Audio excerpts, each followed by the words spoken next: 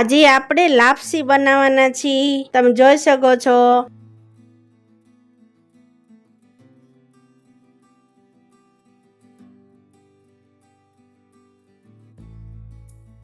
તો એના માટે આપણે વરિયાળી લેવાની છે વઘાર માટે। જેવડો વાટકો લોટનો હોય એ જ વાટકામાં ગોળ લેવાનો અને એમાં પછી આપણે પાણી નાખશું। લોટ લેવાનો છે એ જ વાટકાનું માપ ગોળ પાણીનું કરવાનું છે। એક જ વાટકો, એક વાટકા સામે 2 વાટકા હોય તો 2 વાટકા, આ પરફેક્ટ માપ એકદમ। હવે આપણે એક બાઉલ લેવાનું છે, એમાં એક લોટ નાખવાનો છે ચાળેલો 1 વાટકી। એમાં મોણ નાખવાનું છે, હું તેલનું નાખીશ, તમે ઘીનું પણ નાખી શકો છો, તેલનું પણ નાખી શકો છો। આ રીતે હરખી રીતે મિક્સ કરી દેવાનું છે પહેલા તો, એકદમ ભળી જાય બધો લોટ એમ।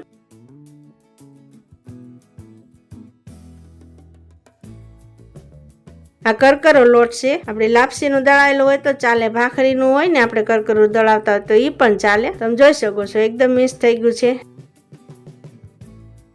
આપણે ગેસ શરૂ કરવાનો છે, આપણે ગરમ કરી નાખવાનું છે મોણ દઈને લોટને એક હરખું હલાવતા રહેવાનું છે। પતલું વાસણ છે એટલે જલ્દી ફેરવતા રહેવું પડે। તમે જોઈ શકો છો થોડી થોડી વારે હલાવતા રહેવાનું છે એટલે નીચેનો લોટ દાજી ન જાય।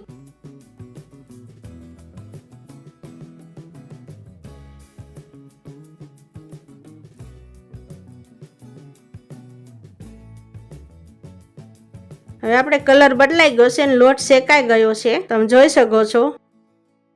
તો હવે ગેસ બંધ કરી દેવાનું છે। હવે આપણે ગેસ શરૂ કરવાનો છે ને એક ઊંડી તપેલી લેવાની છે,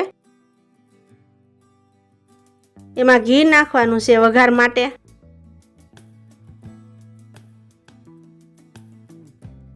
આપણે વઘાર માટે વરિયાળી નાખવાની છે, એકદમ દાજી ન જાય, ઉપર આવે ને ત્યાં સુધી જ ગરમ કરવાની છે।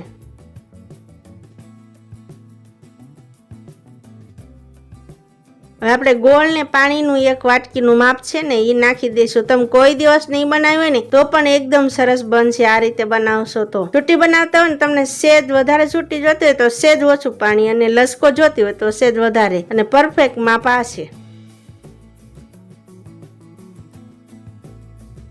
આપણે આંધણ ઉકળે ને લાપસીનું ત્યાં સુધી આમ ઉકળવા દેવાનું છે, જ્યાં સુધી ગોળ મેશ ન થઈ જાય ત્યાં સુધી, તમે જોઈ શકો છો। આ લોટ ગરમ જ છે તો આપણે એમાં નાખી દેવાનું છે એક હારે, આમ પાથરી દેવાનું છે, આપણે હલાવવાનું નથી। આ એમનેમ જ રાખીને વેલણથી ખાડા પાડવાના છે, થોડી વાર માટે ઢાંકી દેવાનું છે।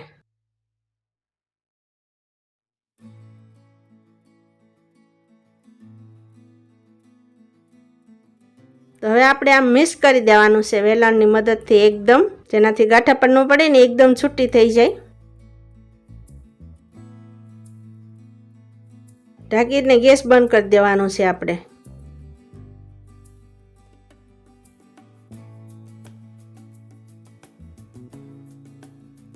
હવે ગરમા ગરમ લાપસીમાં જ આપણે ઘી નાખી દેવાનું છે, તમે જોઈ શકો છો।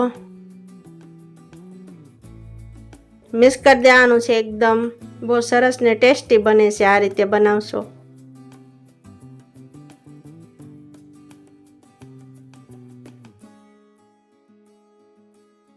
હવે આપણે ખાંડ નાખશું, તમને પસંદ હોય ઓછા વધુ, અથવા તો ઘણા નથી પણ નાખતા। આ રીતે મિક્સ કરી દેવાની છે, બધી જ ખાંડ મિક્સ થવા આવી છે એમાં। એકદમ છૂટી ને સરસ લાપસી બની ગઈ છે। આપણે સૂકો મેવો ભેળવી દેવાનો છે એમાં થોડોક, તમે જોઈ શકો છો।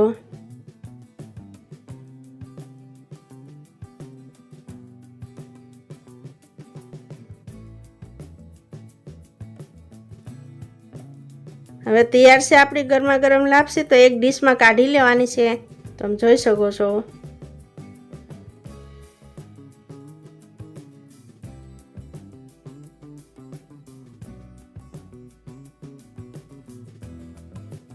હવે સૂકો મેવો નાખવાનો છે ડીશમાં ઉપરથી। તો મારો વિડીયો જોતા રહેજો, લાઈક કરવાનું ભૂલતા નહીં।